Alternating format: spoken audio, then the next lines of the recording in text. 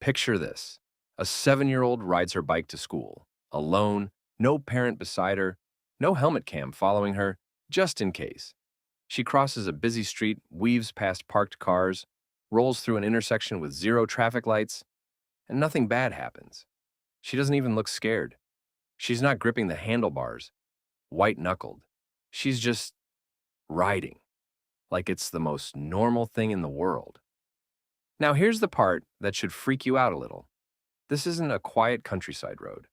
This is a real city street, with real cars, real trucks, real buses, all sharing space with kids, grandparents, and wobbly first-time cyclists. Now picture that same 7-year-old trying to do that where you live, biking to school, alone, through an intersection with no lights, no crossing guard, nobody watching. Your stomach probably just dropped a little, right? Because in most places that scene isn't normal. It's a horror movie waiting to happen. But in the Netherlands, this happens every single day, not once. Not as a rare feel-good news story. Millions of times, every single day, all across the country. And here's the twist. It's not because Dutch drivers are secretly nicer, calmer, or more careful than drivers anywhere else. Dutch people forget things. They get distracted. They text when they shouldn't. They're humans, just like everyone else on Earth. So if the people aren't different, what is? The answer's hiding in plain sight, right under everyone's tires. It's the road itself.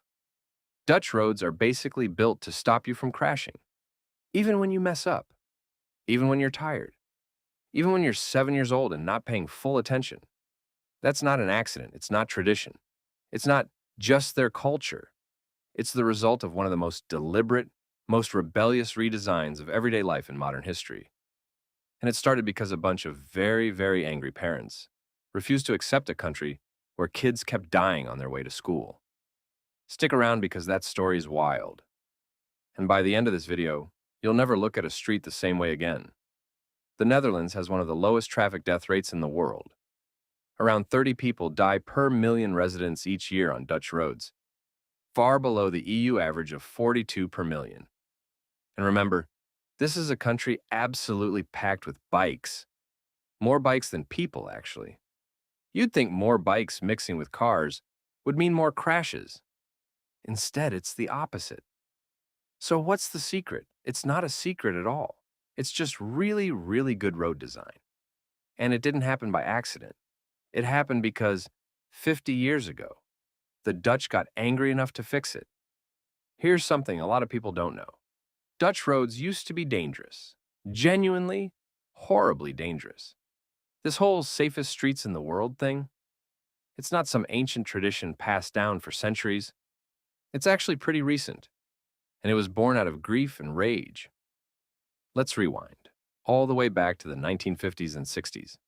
After World War II, the Netherlands fell in love with the automobile, like a lot of countries did. So cities widened roads, straightened intersections, and built everything around making cars go faster.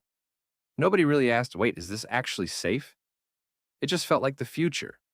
Then, the crashes started piling up. By the early 1970s, the death toll had climbed to a level that's hard to picture today. In 1971 alone, more than 3,000 people were killed in traffic on Dutch roads, in a country smaller than the state of Maryland. Now here's the gut punch part. Over 400 of those people were children. That's exactly what happened to a Dutch journalist named Vic Langenhoff. In 1972, his own daughter was killed by a car while cycling. Instead of grieving quietly, he wrote a newspaper article with a title so blunt it stopped people in their tracks. Stop the Kindermoord. Stop the child murder. The article struck a nerve. Parents across the country who'd been quietly furious suddenly had a name for their anger.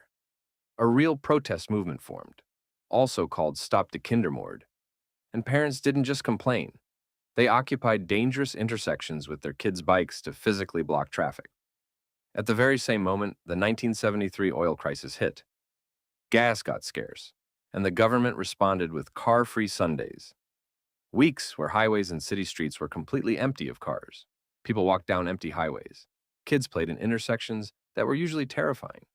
For the first time, an entire country could feel what their cities might be like without cars ruling every inch of space. Grieving furious parents plus a country that had just tasted a different way of living equals a shift powerful enough to change government policy. Planners stopped asking, how do we move cars faster? And started asking, how do we design a street so that even a careless mistake can't turn into a tragedy? This became a system called sustainable safety. Humans mess up sometimes, so build the road so mistakes don't kill anyone. 1. Roads have a job, and they stick to it. Fast roads stay far from people. Slow roads make cars, bikes, and kids mix safely. 2. Roundabouts instead of crossroads. Everyone flows the same slow direction. Mistakes become bumps, not high-speed crashes. 3. Bikes get their own protected space. Real physical barriers, not just a painted line. 4. Streets that tell drivers how fast to go. Narrow lanes, bumps, trees, and curves make your foot ease off the gas automatically. 5. Woo-nerfs. Streets built for people, not cars. Cars creep through at walking pace because the space forces them to. It's not finished. Progress was fastest in the early 2000s, and since 2010 deaths haven't clearly kept falling. Cyclists are still the largest group of road deaths today. Don't rely on people to be perfect. Design the world so mistakes aren't deadly. Cities from Barcelona to New York to Bogota are borrowing pieces of this playbook. It started with parents who refuse to accept that's just how it is. Next time you're on a street, ask, is this road designed to protect me or just hoping I don't make a mistake? Because in the Netherlands, they stopped hoping. They started building.